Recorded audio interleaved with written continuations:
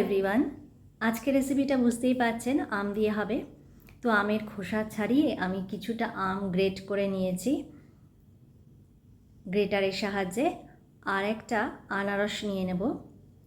এই আনারসটাকে আমি কেটে নেব, স্লাইস করে একদম মিডিয়াম সাইজে কেটে নিতে হবে। এরপরে দেখুন আমি আমের কিছুটা গ্রেট করে নিয়েছি আর কিছুটা কুচিয়ে নিয়েছি। এর মাঝে কড়াই বসিয়ে এর মধ্যে রিফাইন অয়েল দিয়ে দেব 4 চামচ পরিমাণ। তেলটা গরম হয়ে এসছে, এবার আমি সর্ষে দিয়ে দেবো। এখানে কালো সর্ষে নিয়েছি 1 চামচ পরিমাণ। তারপরে যেই আনারসটা কেটে রেখেছিলাম সেই আনারসটা দিয়ে দেব। এই আনারসটাকে তেলের মধ্যে একটু নাড়াচাড়া করে কষিয়ে নিতে হবে। তারপর আমি 1/2 চামচ পরিমাণ নুন দিয়ে দেব, এতে করে একটু গলবে। নুনটা দিয়ে একটু নাড়াচাড়া করে নেব। এর মাঝে আমি এটাকে ঢাকা দিয়ে ঢেকে রাখবো কিছুক্ষণের জন্য, যাতে এটা একটু সেদ্ধ হয় আর নরম হয়ে আসে। দেখুন একটু নরম হয়েছে আর আমি হাতার সাহায্যে এটাকে একটু ভেঙে দিচ্ছি, যাতে করে এটা একটু নরম হয়ে যায় আর একটু গলে আসে। এরপর আমি এর মধ্যে 1 কাপ পরিমাণ জল দিয়ে তারপরে এটাকে আবার ঢেকে রাখবো। ঢাকনা খুলে কিছুক্ষণ বাদে দেখুন আবারও এটাকে হাতার সাহায্যে একটুখানি গালিয়ে নিচ্ছি। এবার যে আমগুলোকে কুচিয়ে রেখেছিলাম আর গ্রেট করে রেখেছিলাম সেই আমগুলোকে এর মধ্যে দিয়ে দেব।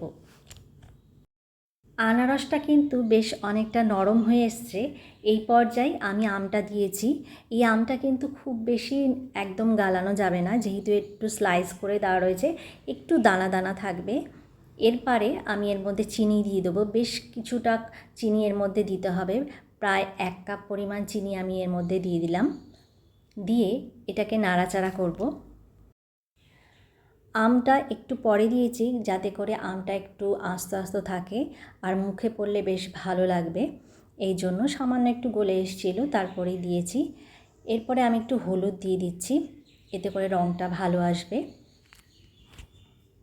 কিছুক্ষণ মিডিয়াম ফ্লেমে এটাকে কষানোর পরে দেখুন এরকম থিকনেস থাকবে।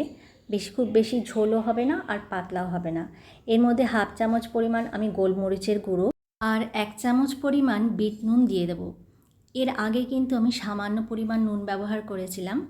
আর এর মধ্যে 1 চামচ পরিমাণ পাতিলেবুর রস দিয়ে দিলাম, এতে করে একটু টকটক আসবে। আর একটুখানি কিশমিশ দিয়ে দিচ্ছি একদম শেষে, যখন ফ্লেমটাকে অফ করে দিয়েছি সেই পর্যায়ে এই সব উপকরণগুলোকে আমি মিশিয়ে দিচ্ছি। কিশমিশটা একদম শেষে দিলে বেশ আস্তে আস্তে থাকবে, গলে যাবে না আর খেতেও বেশ ভাল লাগবে। এই আনারস আর আমের চাটনিটা বা আচার যাই বলুন না কেন, বাড়িতে অবশ্যই ট্রাই করে দেখবেন আর আমাকে কমেন্ট করে জানাবেন যে কীরকম হয়েছে।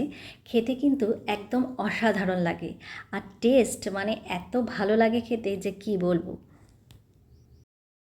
এটাকে আপনারা বাড়িতে বানিয়ে অনেক দিন পর্যন্ত ফ্রিজে স্টোর করে রেখে খেতে পারবেন।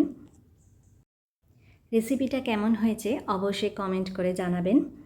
তাহলে আজকের মতো এখানেই বিদায় নিচ্ছি। আবারও একটি নতুন রেসিপি নিয়ে আপনাদের সামনে চলে আসব। ততক্ষণের জন্য টাটা, bye bye and take care.